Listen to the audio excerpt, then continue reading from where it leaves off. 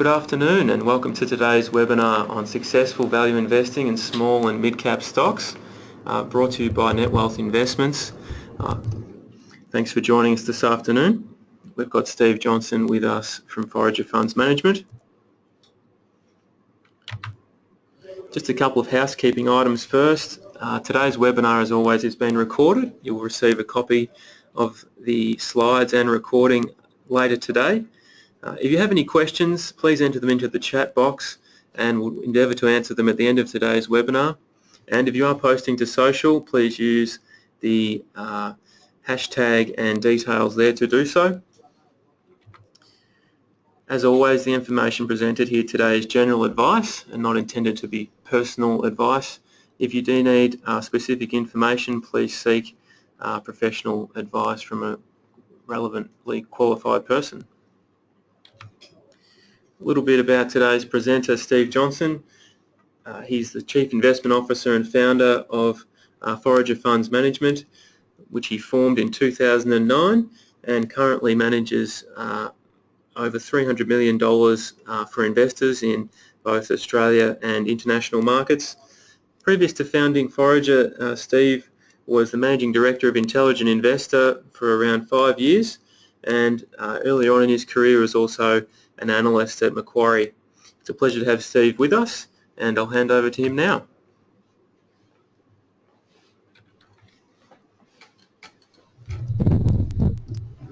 Thank you, James, and welcome everyone. Thanks for taking time out of your lunch to tune in today. I'll try and keep this to 30 or 40 minutes and leave plenty of time for some questions at the end. We're going to talk about successful value investing at the small end of the market, and when most people think about small cap stocks, they tend to think about growth and the next hot story. We have built our business around a different type of investing, but it has still been focused at the smaller end of the market. So I'm going to do this presentation talking about applying some value investing principles to that end of the market and some of the things to think about. Over onto slide 8 there, just a quick bit of background about our business and some history. As James already touched on, I started this funds management business back in 2009. We've been running an Australian equities strategy since then. We have a very open mandate to invest in any part of the market that we wish, but for reasons that will become obvious, we've found most of the value and the opportunities over the years at the smaller end of the market. The returns that you can see up there, we've averaged just under 15% per annum since inception back in 2009 in that Australian fund. We actually decided to close the fund last year. We think we're very capacity constrained in this strategy, and we listed it on the ASX with the support of our investors, and it trades under the ticker FOR as a closed-ended listed investment trust. 4 years ago in 2013 we launched our international fund. The idea there is to use the same strategy to invest globally. The returns have been very good in that fund as well, particularly over the past few years as we have increasingly been able to add smaller, what I call deep value type stocks to that portfolio. So jumping into the presentation on slide 9, we'll break it up into 5 sections today. I'll talk about some of the basic concepts of value investing and how we apply that to the small end of the market. Some of the mistakes that we and other people make out there, some of the key psychological attributes that you need to practice this style of investing. That is something that I spend a lot of time thinking about and a lot of time working on myself, and a very important part at the small end of the market. Fourth, I want to talk about some of the stocks that we have in our portfolio, putting some of this theory into practice, why we own what we do, and how we've found them. And then finally, as I've already said, some opportunities for questions. Okay, so what are we talking about when we talk about value investing? The concept here is extremely simple. The practice is difficult, but the concept is simple. You need to know 3 things to value any financial security, and this doesn't just apply to shares, it applies to anything financial that you want to value. How much cash are you going to get? So that's the first question. How much cash is it going to return to us? And then you need to know when you're going to get that. The time value of money is a very important concept. And then how sure am I? How risky is this potential cash flow that I'm going to receive down the track? Now, if I'm valuing a piece of commercial property, the cash flows from that commercial property are going to be the rent that the tenants pay to you. You're going to have some outgoings. You can fairly accurately forecast what those cash flows are going to look like out into the future. You have a pretty good idea as to when you're going to get them, and depending on the quality of the property you got, you're fairly certain that those cash flows are going to arrive. When it comes to the stock market, forecasting those cash flows is a lot more complicated because it depends on the business's performance. It depends on what the management team decide to do with the cash flow that that business generates. And it is obviously a lot more susceptible to the vagaries of the wider economy and to the company's particular strategy than, say, a commercial property is. But it is a very important concept that the principle is exactly the same. All we are trying to do when we're out there buying stocks is to value cash flow streams. Now, this is very, very different from what most market participants are trying to do. Most people are out there trying to buy share prices that they think are going to go up. We are trying to buy shares in businesses where we think that business is going to pay us a cash flow stream over time.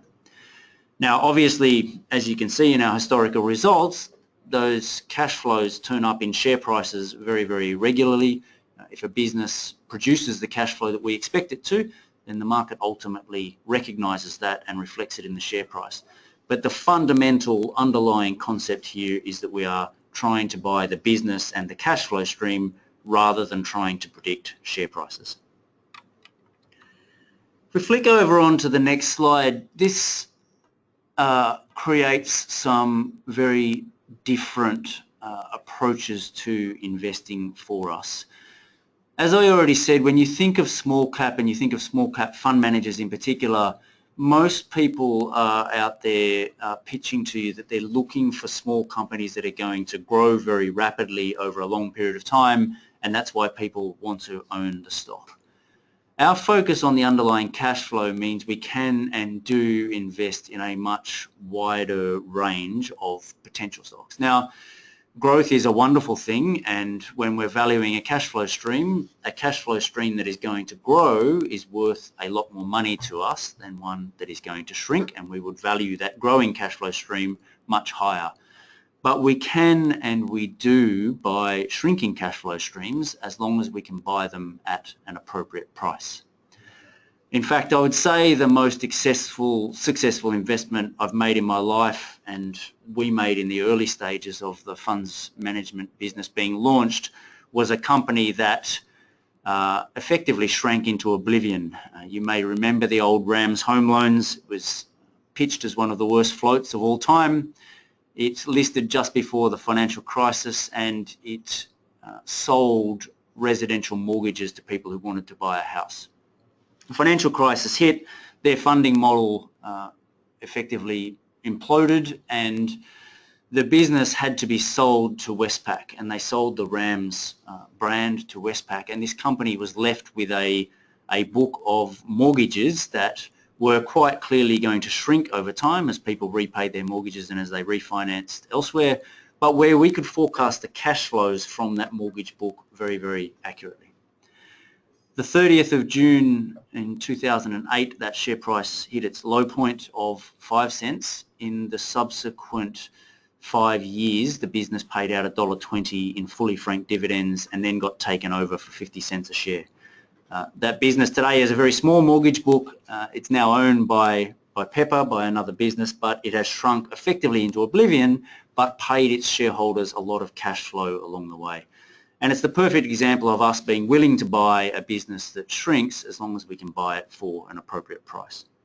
So you'll tend to find in our portfolio stocks that are unloved, underappreciated, where we have some sort of unique insight into that business that we think it's going to provide more cash flow than the rest of the market is going to apply. Now, this is not a widely practiced style of investing, and when we get to the psychology, I'm going to talk about some particular attributes that you need to practice it.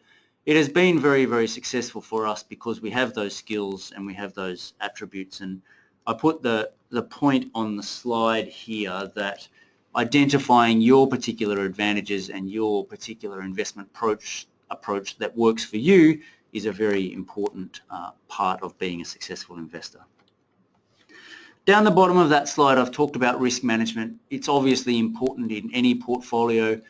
It is particularly important with this style of investing that we do. We can and have historically invested in businesses where there is debt in the structure,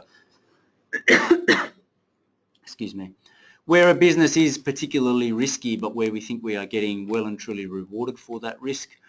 How you manage those risks and how you manage your portfolio is very important.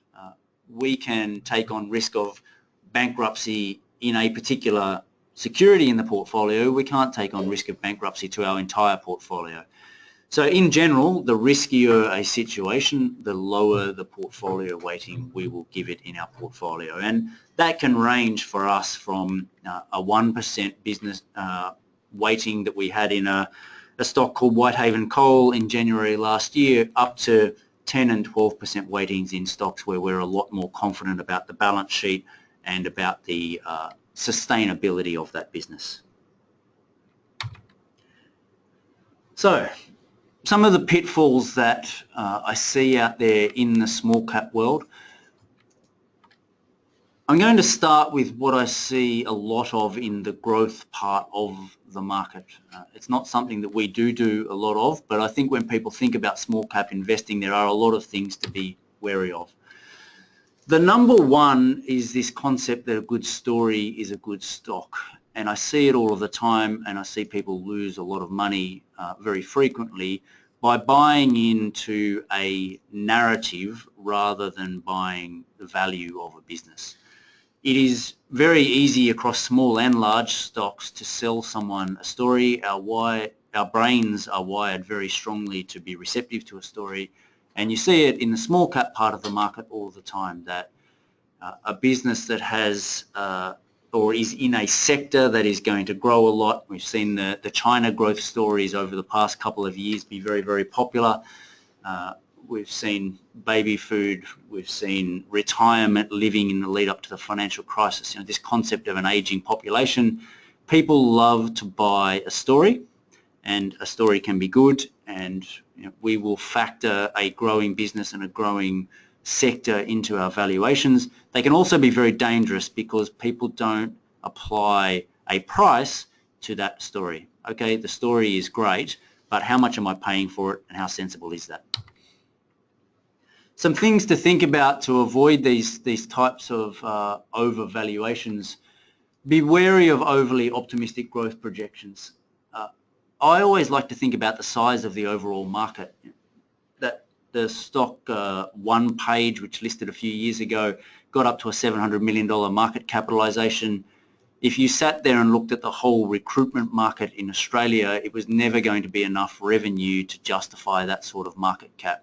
So I think it makes a lot of sense to sit there and say, okay, this company is valued at X million or hundreds of millions of dollars. How big is the market that it operates in? How many limitations are there on what sort of market share this particular business can take? Another big thing that people don't think enough about when they hear a good story is what is going to stop competition coming into this market.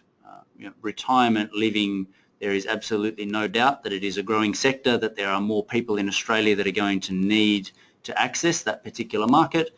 The question is what stops capital coming in and driving down returns. And in fact, you tend to find that in the sectors with the best stories and with the best narratives, they attract the most capital. So you get competition for the returns. So if you are going to buy a good story and a good narrative, you need to find situations where the business has some sort of competitive advantage that allows it to collect the economic benefits from that growth. Perhaps less of an issue for a lot of retail investors, but for fund managers, and if you are out there looking at fund managers in the space, liquidity issues are very important at the smaller end of the market. not only do you need to think about what stocks can you get into, you need to think about how much it's going to cost you to get out when you get them wrong. I like the flexibility to change my mind if we get an investment case wrong, and being able to get out when you do change your mind is very important.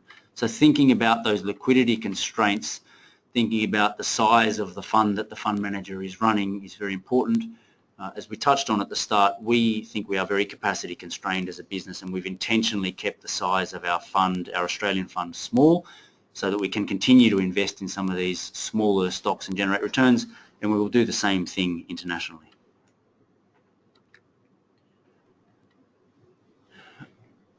We spend a lot of time internationally trying to apply these principles that have worked for us in Australia into different markets, but we also spend a lot of time thinking about what is different about those markets. And I think a very common mistake that small cap investors make is that they fail to appreciate the cultural differences in some different global markets. We have owned a hardware store business in Germany for the past 4 or 5 years. It's been an okay but certainly not spectacular investment for us, and there are a lot of Australian international fund managers invested in the same stock. Because Bunnings has been such a wonderful business in Australia, people automatically assume that hardware is a great business and that it's going to be a great business elsewhere. The market dynamics can be very, very different in different parts of the world.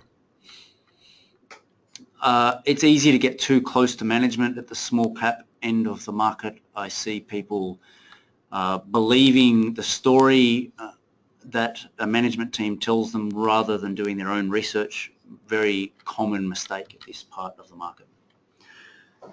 We're susceptible to plenty of mistakes ourselves, and I think in the value investing end of the spectrum we also get things wrong and make mistakes. And the next slide here is about some of the mistakes that I have made over the years and that I see value investors make fairly regularly.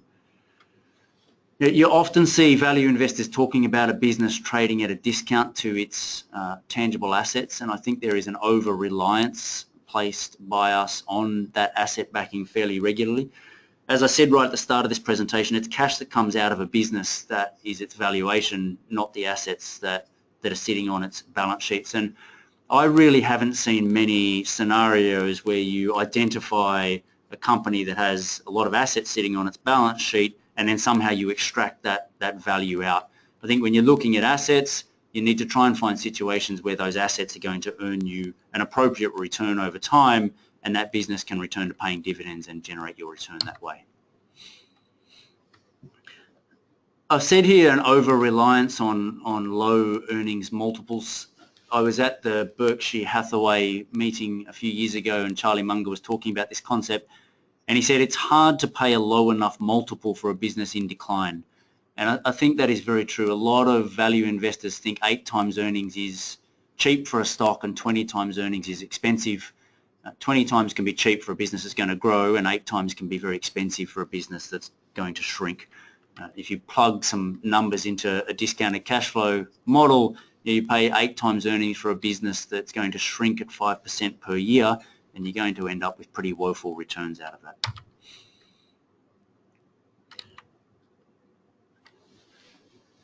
So I think in terms of our approach, we are prepared to be much more flexible around some of those things. You know, if we can find good quality businesses, we're prepared to pay a higher multiple than a lot of other value investors would do, as long as we're confident about that growth coming. I see a lot of people identify value in a business and then forget about this concept of it's what comes out that matters and that is important. You can point to a business like Berkshire Hathaway that Warren Buffett runs and has never paid a dividend in its entire life and say, well, if no cash flow ever comes out, what is it worth?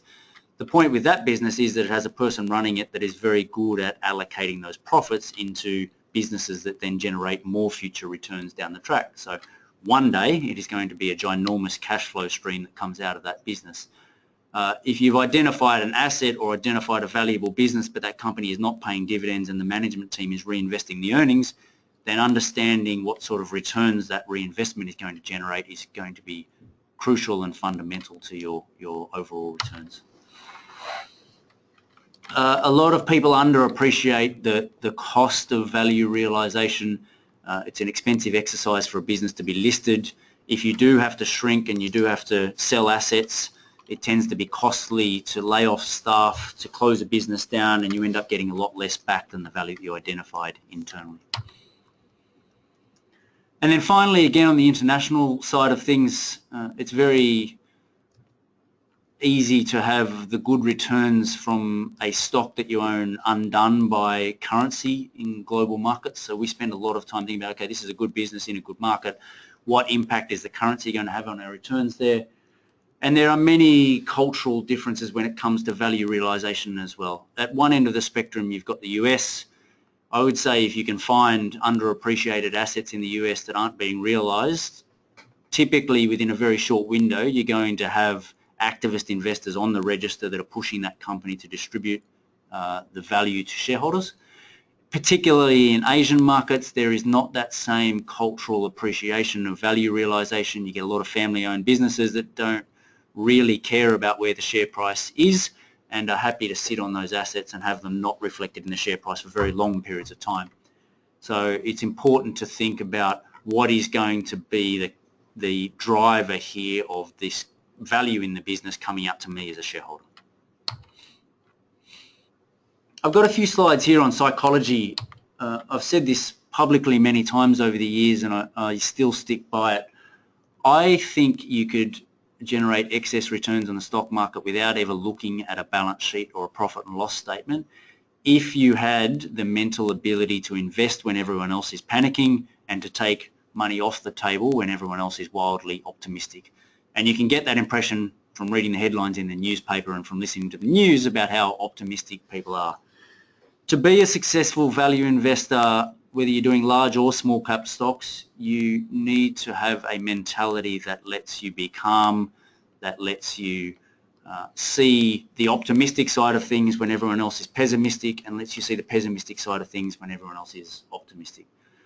How do you know whether you're that type of person? Well, you can ask yourself some of these questions that I've got up on the slide here.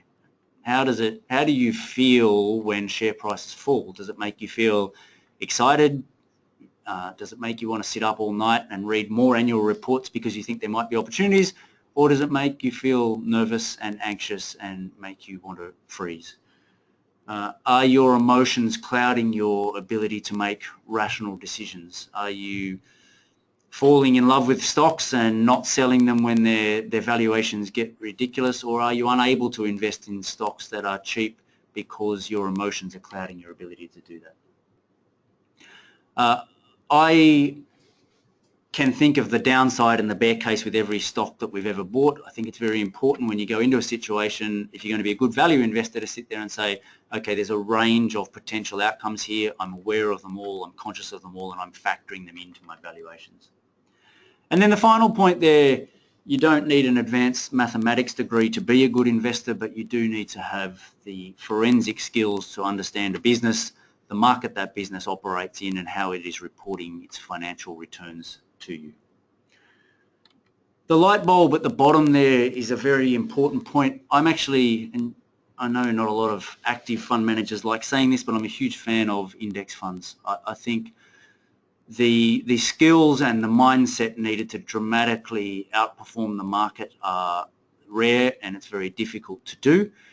You get perfectly adequate returns from owning a low-cost index fund and keeping your expenses very low and holding over a long period of time. So it's a Ben Graham quote in The Intelligent Investor, which was the book that was the namesake of that business that I first worked in, and he said it's easier than most people think to do better or to do in line with the market, and it's much more difficult than most people think to do better. It's a point worth remembering. Okay, we've got a few stocks here that I want to talk through that are practical examples of value investing in practice. We're going to run through the top 3 holdings in each of our funds as examples of value investing in practice. This is our Australian fund. This is the top 3 holdings as of 31 December. It has changed a little bit since then, but there's still 3 interesting stocks for us to talk about.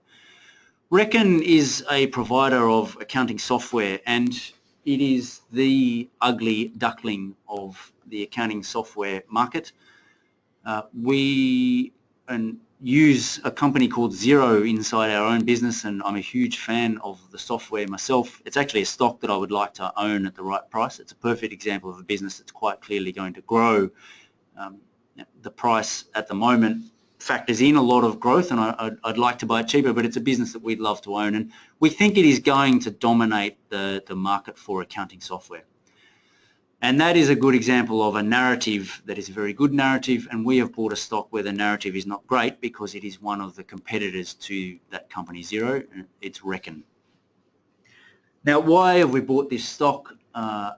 We clearly think it's going to lose out to Xero in that retail accounting software space. There's a lot of shareholder angst at the moment about how much money the company is investing in trying to compete with Xero. But we think this stock is very cheap. And the reasons for that are there is a corporate accounting business here that has 4 of the top 5 accounting firms amongst its clients. It is core fundamental software for those businesses, and the switching costs are extremely high. Once you put this practice management software into your business, it's very hard to turn around and change it because it's integrated with everything that you do. We think that part of the business is probably worth the current share price on its own. So you can justify today's market cap with one part of the business, and then you've got this retail business which is going to be much smaller than Xero quite clearly, but we think is still going to be a valuable business. And the reason I say that is because they have a large established user base, which Xero doesn't have, which gives them a very low cost of acquisition. We think that even if they can shift 20% of that established user base across to their new product, you're going to have a very profitable business that is going to more than justify the current share price. Service Stream on the left-hand side of that slide, this share price is up 5-fold over the past 4 years or so. It has been the most significant contributor to our returns in recent years. We still think it's reasonable value. It's obviously not as cheap as it was before. It has been growing its earnings very strongly. In terms of an historical example of value investing in practice, this share price was 20 cents 4 years ago. It's returned all of that in capital and fully franked dividends in the past 4 years, and you now own a business that is throwing off a very big cash flow stream and growing. It is very heavily exposed to the NBN. It's got some quite clear locked-in revenue growth over the next few years. The cash flow has been outstanding, and we still think that that future cash flow stream is going to more than justify today's price, albeit not as cheap as it was. On the right-hand side, you may have seen this stock in the news over the past couple of months. It's now actually our largest holding in the portfolio, but McMahon is a mining services business. Again, back to some general value investing principles. We had never owned a mining or mining services stock in our portfolio until about 3 years ago. When the mining meltdown hit, a lot of these stocks got very cheap, and even for someone who was pessimistic about the outlook for the mining space, we started to find some value there. We did very, very well out of South 32. We've had a number of mining services stocks in the portfolio over the past few years. The one that's still the largest holding in the portfolio is McMahon. We've recently fought off a takeover offer from CIMIC at 14.5 cents, and we think the business is going to be worth substantially more than that over the coming years. It's 55 million of net cash on the balance sheet. The current market cap is only 180 million, so you're paying about 130 million dollars for the business here. And although it hasn't been profitable over the past few years, we think they have the building blocks in place for a successful mining services business over the next few years. They, in the middle of this takeover offer, have signed a very big contract with a company up in Indonesia that we think has the potential to transform this business and throw off a lot of cash flow over the next 5 or 6 years that we expect will justify today's price. As you saw on the performance slide up the front, our international portfolio has also been performing very well. As an example of the breadth of value investing that we practice, you'll see in this portfolio we own better quality businesses, companies that we think are going to grow for a long time to come. The difference internationally is that we've been able to pick those stocks up at very attractive prices. The largest holding in that portfolio is a German online retailer of lottery tickets. It's a really good example. People say to me, where do you get your ideas from? And I think to be a successful investor of any type, but particularly a value investor, you need to keep your mind open to ideas coming from anywhere. We own a stock in our Australian portfolio called Jumbo Interactive, which sells online lottery tickets in Australia. And I was meeting with the management team there a few years ago, talking about their expansion plans into Germany, and the CEO said to me, well, we're hoping that we can be the number 2 or 3 player over there. And I said to him, well, what's wrong with number 1? You're the number 1 player here in Australia. He said, oh, look, there's this company over there that's been there before, they've done it before, they've already got their licensing in place. We think they're going to be number 1, but we think we can have a successful business being number 2 or 3. It's been a bit of a disaster for Jumbo. They've recently shut down that German business and come back to focusing on their successful Australian business, but it turns out that competitor, who has indeed worked out to be number 1, was listed in Germany and was trading at a very, very attractive price. We've more than doubled our money already out of that stock, and we still think that business is continuing to grow and just starting to return cash flow to shareholders now, but will continue to do so in the future. We own an Italian stock that is one of the world leaders in the provision of aesthetic and medical laser equipment. To give you an example of the type of equipment that is, they produce tattoo removal machines and medical equipment of a similar nature. And as you can imagine, that market has been growing. Both the aesthetic and medical part of the market has been growing very, very strongly for a long time. This is a business that had been growing its sales 10% per annum for the 10 years before we even came across it. And when we found it, it was trading at 10 times earnings and paying a pretty healthy, fully franked dividend yield. Now, you sit there and say, well, why would that exist? The simple answer to that is the company's listed in Italy. Nobody wants to invest in Italy because they think it's a basket case. I talk to fund managers all the time that wouldn't even look at that particular market. We've had a number of very successful investments in Italy, and this has probably been the most exciting of them in terms of the quality of business that we've been able to buy. The share price is up a lot over the past 12 months. We bought it for less than 10 euros and it currently trades at 26. It's still one of our largest holdings though, and it's a business that we will reduce our weighting towards, but that we want to hold for a very long time. And then on the right hand side there, we have in July and August last year, just after Brexit, added the UK's largest independent provider of annuity products. If any of you know the Challenger business here in Australia, this is a similar business in the UK. It provides lifetime annuities, but it provides what are called medically underwritten lifetime annuities. So it offers better prices to people that it thinks are more likely to pass away early. That's one part of the world where you don't want to get offered a better price. They're pretty good at working out who is going to live longer and who is not.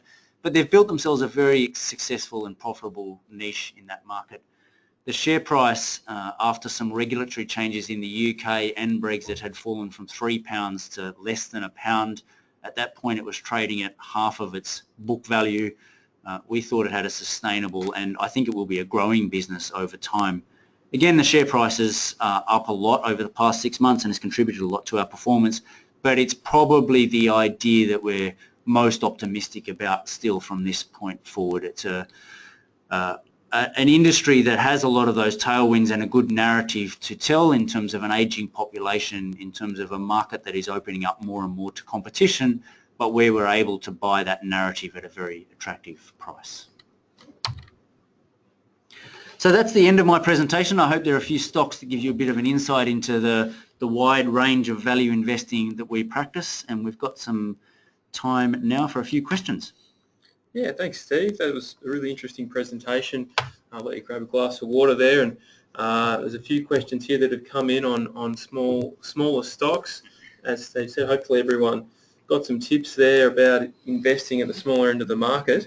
So I'll just ask these first few questions that have come in. But if you do have any queries out there, just type them into the chat box on the bottom of your screen, and that will come through to myself. So the first question here, Steve, was on Donaco International and Shine Corporate. Are they two stocks that have come on your radar at all? They are actually. We've had a good look at both of those and have never bought either. Donica owns a casino business up in Vietnam. That has probably scared me off a little bit, that description of what the business does in terms of where it is in the world. And I always, when I look at a company, we've had some very successful investments around the world finding what I call orphan stocks. Sometimes a stock is very cheap just because it trades on an exchange that is very different from where the business is. So you can find success there, but I also sit there and say, well, why is this business listed here in Australia? And if the answer is because they think it's a successful place to get money, then it makes me nervous. The share price has come back a long way. I think it's worth having more of a look at, but it's not one that we own at the moment because we see a lot of risks around it. Shine Corporate is one we've actually been looking at very recently, and again, we haven't purchased. The accounting in these legal businesses is murky, to say the least. There's a very... They're allowed to book what they call work in progress as they go through. So they're suing people on behalf of their customers, and they only get paid if they win those court cases, but they're allowed to book a portion of the revenue as the court case goes along and not necessarily wait until they've won it or lost it at the end. That work in progress has scared the life out of us. The cash flow has been woeful.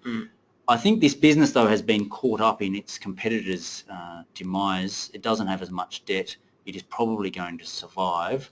We haven't been able to get confident enough about what the actual value of it is to buy it yet. Okay. Hopefully that answers your question there. Luke sent those in. Thanks for that, Luke. Talking about murky legal businesses, what's your opinion on Slater & Gordon currently? That was the competitor that I was just touching on. Look, I think it's pretty clear that the current equity holders are going to get wiped out in the restructuring that takes place here. If I was a lender to them, I would not be expecting existing equity to end up with anything at the end of this restructuring. That may be overly pessimistic, but I think something close to zero is the most likely outcome here for equity holders. Okay. Hopefully that helps you there, Is that an optimistic outlook for you? Hopefully that helps you, Pradeep. Thanks for that question, sending it through. Another query on stocks that are a little bit bigger, Myer and Metcash, MTS. Look, Metcash is on our wall of shame in the office at the moment as a stock that we did a lot of work on, and to be honest with you, should have bought when the share price was $1. It was right up our alley and our type of stock. I think today at north of $2, you're paying for a recovery that may or may not arrive. So the share price has caught up with our valuation of the business. We're kicking ourselves for not buying it, but I'd say today it probably trades at something like fair value. Okay. What was the other one there? Myer. Myer, yes. Look, this retail space is, again, interesting from a value investing perspective. The share price is beaten up. It rallied quite hard last year after we'd had a look at it and has now come back to prices that are similar to where it was when we were looking at it last year. So the case here is, if you're an optimist, if they can get anything like the margins that they are targeting or like their historical margins on the level of sales that they've got, today's share price is going to look very cheap. The business is clearly challenged. You've got a lot of international competitors coming into that retail space. You've got a lot of online competition. I question whether this is one of those businesses that you say it's really hard to pay a low enough multiple to justify the challenges that it has ahead. But it wouldn't surprise me if it did work out well from here. Okay. Well, hopefully that answers your question. Again, Pradeep, thanks for sending those through. Next question is from Sean about the FANG stocks. So that stands for Facebook, Amazon, Netflix and Google, I think. Do you have an opinion on those, Steve, where they're at the minute? Well, we own Google in our international portfolio, and it sticks out like a sore thumb. If you look through that portfolio, you'll find mostly small cap, unloved, beaten up stocks, but Google is a business that I am a huge fan of. We pay it a lot of our expense line in our own business goes to Google, and I think that the advertisers are still behind the curve in terms of where the consumer behaviour is. So there's a lot of people sitting out there in the global giants like Unilever saying we need to spend more money on digital advertising, but we're not really sure how to go about it because all of our DNA is doing historical, traditional advertising. So I think that online piece of it is going to continue to grow, and I think Google's going to keep getting a big share of that. And they've got some things that I think are in the driverless cars, or at least the software component of driverless cars, I think Google is very well placed to have a good business in that part of the market. So it's been a core holding for us for most of the past 4 years. It's a stock that I'm prepared to make an exception for and hang on to. I would put, we don't own it, but I'd put Facebook in the same category. It's a wonderful business. I don't see it disappearing anytime soon. The other two, Amazon and Netflix, I'm much more skeptical about in terms of whether the economics are ever going to justify today's prices. You know, you can buy Google at less than 20 times underlying earnings, and I think it's pretty clear that it's going to grow. With Netflix and Amazon, you need to be a lot more optimistic about what the future looks like. Okay, hopefully that answers your question, Sean. Thanks for sending that through. So the next query is on an Australian stock, Praemium, which is a competitor to Netwealth. So I know that stock well, but what's your opinion on that, Steve? Look, it's another stock that we've followed pretty closely over the past few years. And when I talked about that narrative fallacy earlier, I think there were large parts of the small cap growth part of the ASX market that got carried away late last year. And June through to September, we saw share prices in some of these small cap stocks run very, very hard because nobody wanted to own the big blue chips. You know, no one wanted to own mining stocks, no one wanted to own banks, so we're going to pile into this small end of the market. And some of those narratives got way ahead of the reality on the ground. And I think Praemium is one of those stocks. It has recently come back a lot, and I think today's valuation is a lot more reasonable. The business has been growing a lot, but it hasn't been translating that growth into profitability. And I would like to see more evidence that it is going to turn up as profitability before we bought the company. But today's price is much more reasonable than the one 6 months ago. Okay. Hopefully that answers your question. Bassem sent that through. Thanks for that query. What's your view on Vocus at the moment, Steve? We seem to get a question on this every month. I really like the line of questions here because people are thinking about the right things from a value investing perspective. Here's a business that has historically been very good. It's had great returns.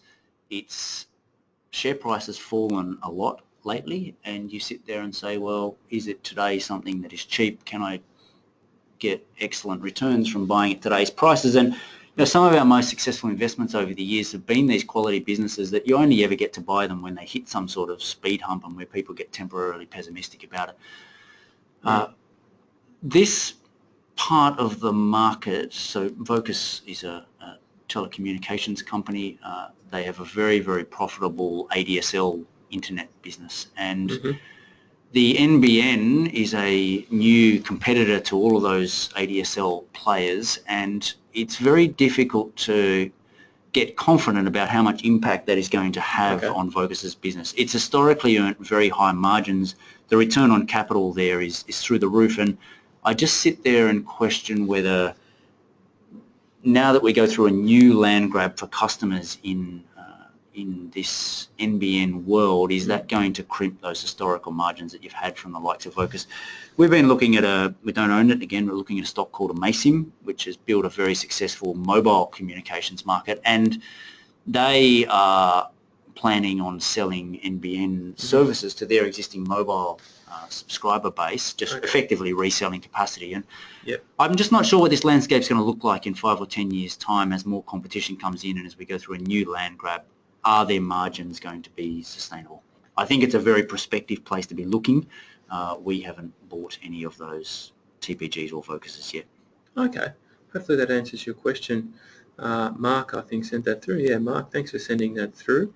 Another sort of more high-level view on question, I should say, on value investing is the use of discount rates. What is sort of a discount rate that you use in your valuation models, and do you demand a higher rate for the smaller stocks or riskier stocks when you look at them? How do you use the discount rates? That's a great question. Our internal target is that we want to buy businesses where that business is going to give us a 15% rate of return. We will make, I'm prepared to bend that rule if it's a really stable, low-risk business that I'm really confident about. Someone comes to me and says, I've got a 10% return opportunity here, and it's a really low-risk business, then we would still invest in that. And vice versa, if we're taking on the liquidity risk, like I talked about before, if it's going to be really hard for us to get out of something, if we're wrong about it, then we want a higher return. It's probably north of 20 for those types of scenarios where we're taking on that extra risk of, I call it mistake risk. If we get this wrong, what's it going to cost us? So it varies for us, but overall, I said to someone when we started the fund, we don't and we can't and we won't expect the historical returns to continue, but historically that 15% hurdle that we put in place internally has turned up in portfolio returns overall. And I think staying small, staying capacity constrained, if we're patient, we can see opportunities come along that generate those sorts of returns. I just saw a question there as well on businesses that don't generate cash flow yet, and I think it's a related topic. Can you value a business that's not profitable today? And the answer to that is quite clearly yes, if you're confident that cash flow is going to turn up, and it's not a pie in the sky, I think this business is going to grow and be worth a fortune in a few years' time. But that Lotto 24 that we've owned internationally, it is only turning cash flow positive this year. And we've owned it for 3 years. It is a stock that we could model very confidently though, and the scenario there was, and Xero is another perfect example of a business like this. So they're spending a lot of marketing dollars to acquire clients, and those clients provide a very long-term revenue stream. So they spend $30 in year one, the client comes on board, they spend $20 per year with them, but they continue spending that for, the lifetime is typically 6 to 7 years. So you spend 30, you acquire a customer that's worth 120 or 30 to the business, that's creating a lot of value, but your year one impact is negative cash flow. But we can sit there and say, okay, they're signing up 300,000 customers. We can see that customer is going to produce these cash flows down the track, and we can value that. So for us it is yes, but we need to be able to value it fairly accurately. Hopefully that answers your question, Andrew, and I think it was Peter as well sent in a question about stocks that aren't earning funds yet. So another couple of queries that have come through is on some really popular stocks, Domino's, with super high PE multiples, but have been really loved by the funds management industry lately. What's your view on Domino's there, Steve? Yeah, look, I think it's a really good example of, I talked about the mistakes that value investors can make early, and I would put this in a missed opportunity mistake from my perspective, because we looked at it and said 20 times earnings is too expensive. And if you'd sat down and really given some thought to how much this business could grow, 20 times earnings is, in hindsight, a very, this is back when the share price was $13 or $14. Look, it's factoring in a lot of growth, even at today's prices, and it's fallen back to the mid-50s range, but you still need this business to grow a lot to justify today's price. And I still question, this business is selling pizzas and reporting same-store sales growth of 14-15% a year. I don't know how many more pizzas you can keep selling out of the same store. That growth has to come to an end at some point. If it's 10 years down the track, you still do well from today's prices. If it's 3 or 4 years down the track, you won't, and that's too much risk for me. Okay. Hopefully that answers your question. Vitali, thanks for sending that through. Another question on the gold. What's your view on the gold sector at the moment and gold price? Another query we get monthly. What's your take on it?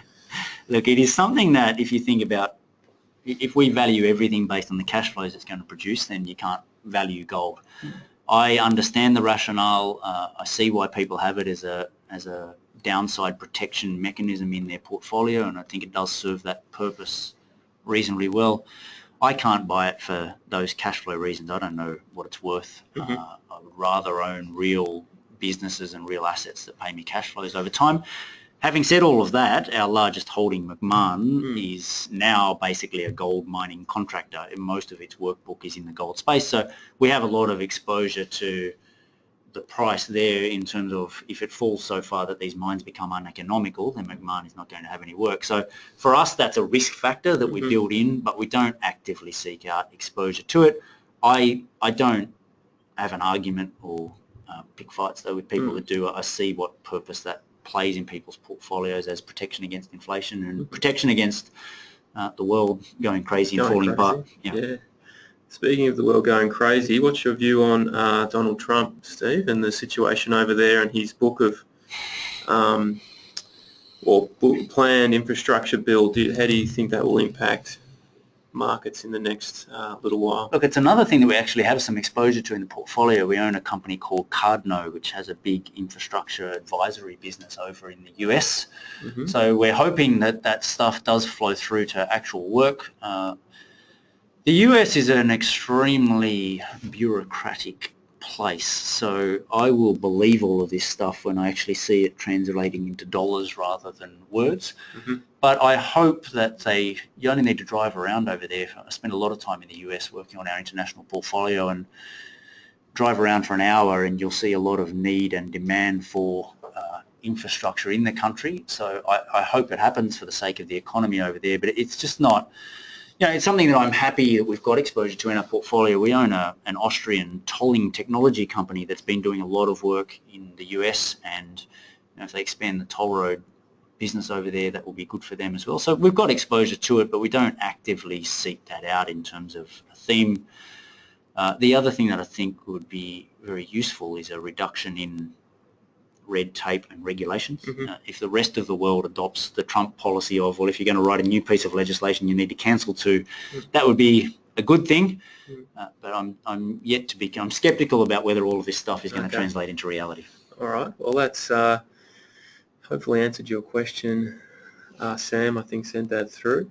Another couple of queries. We've got time for a little bit more. One is on the lithium space and Orocoba, again another stock. I think that's how you pronounce it. That's been pretty well loved by the funds management industry. What's your take on the lithium industry? I would put lithium squarely in the category of a great narrative that people are getting carried away with. Mm-hmm. I don't know the stock particularly well, but when we think about how we put our portfolio together, where we go looking for ideas, that is the type of thing that we wouldn't even bother looking at, because there's so much optimism and so much speculation in the prices of some of these stocks at the moment. Maybe one of them works out to be a very good stock, but when you start seeing, we saw mining companies change their name to be tech companies, and then they start changing them back to lithium companies, know that there's a bit of a bubble going on in the space. Okay. Thanks for that. Hopefully that answers your query there. Simon, thanks for sending that through. I've had a couple of different questions come through just about the listed investment trust you offer, which is code FOR. It's trading at a premium at the moment to its NTA. Should investors be buying FOR at the moment, or would you wait, Steve? Can't give advice on that, unfortunately. What's your honest opinion? I think when you buy opinion? any of these closed-ended vehicles, the premium and the discount is a very important thing for you to think about. We are obviously confident that we can give investors good returns over time, and that will show up in NTA and in distributions over time, but the bigger the premium that you pay, the more you erode those returns that we generate. So, our preference is that it trades at a sensible premium to its NTA. We don't want it trading, we'd prefer it wasn't trading at a discount either, but the premium that it's trading at the moment is relatively large, and if you think about what that means in terms of what sort of returns we need to generate in future, it's at the upper end, I think, of what you would say is certainly a value investor that went and looked at it would be questioning it. That is as well a function of supply and demand. We gave everyone a chance to get out of the vehicle before we listed it on the stock exchange. We didn't raise any new money as part of the offering. We have a very unique management agreement with regards to that trust. We can be fired any time that the investors want to fire us. There's no term to the agreement. We actually have a key man clause, which I haven't seen in anyone else's management agreements, which says if I get hit by a bus in the next 3 years, the responsible entity calls a meeting and investors get to vote on whether that fund should be wound up or not. So we've put in place a lot of things that we think justify this vehicle being one of the best vehicles out there, but we hope that it trades within a sensible range of its NTA over time. Hopefully that answers your question there. From a few people sent that through. I think Andrew sent that through, and Sean as well sent that through. So hopefully that answers your query there. Another couple of quick questions before we wrap up. I've just lost my place, exactly where it was. Just on the, here it is, just on the currency movements and how you take those into account. You touched on it a little bit there. What's sort of your view on handling currency when you're investing overseas? Do you hedge, or do you just unhedged or combination? So our international portfolio is unhedged back to Australian dollars at the moment. We do some hedging though in terms of our exposure to those foreign currencies. At the moment we're finding a lot of value in Europe and the UK. We don't necessarily want the same exposure to the currency that we want to the underlying businesses. So at the moment we're hedging that currency risk across to US dollars rather than back to Australian. So we try and get roughly index currency exposure in the portfolio even if the underlying stocks are out of whack with the index, which is normally the case. For our clients, that diversification of currencies has been a positive of the product, and we will probably keep it that way. That we're not out there trying to punt currencies. We don't think we've got any special expertise in it, but the international exposure that our clients are getting is an important part of their portfolio allocation. And at today's exchange rate, I don't see the Aussie dollar being massively overvalued or undervalued. We're giving people diversification benefits. If it fell into the 50s, we'd talk to our clients and we'd think long and hard about whether we want to do more hedging back into Aussie, because we don't want a scenario where we're doing a great job of picking stocks and we're making lots of money at the underlying portfolio level, but investors aren't seeing that in returns and they're getting unhappy with the currency. Okay, hopefully that answers your query there. Luke, I think, sent that through. So there are a couple of further questions that we haven't been able to get to today, but we'll endeavour to answer those offline for you via email. So don't worry if your question hasn't been answered. We'll probably wrap it up there, I think. We're rising up to our time limit of 2 o'clock. So again, thank you, Steve, for making the time to come along, and thank you to everyone for logging in and sending your questions through. If you're interested in investing in the Forager funds, jump on their website and you'll be able to find out further information, or check out the Netwealth accounts and you can invest there as well. Look forward to seeing you next time. Thank you.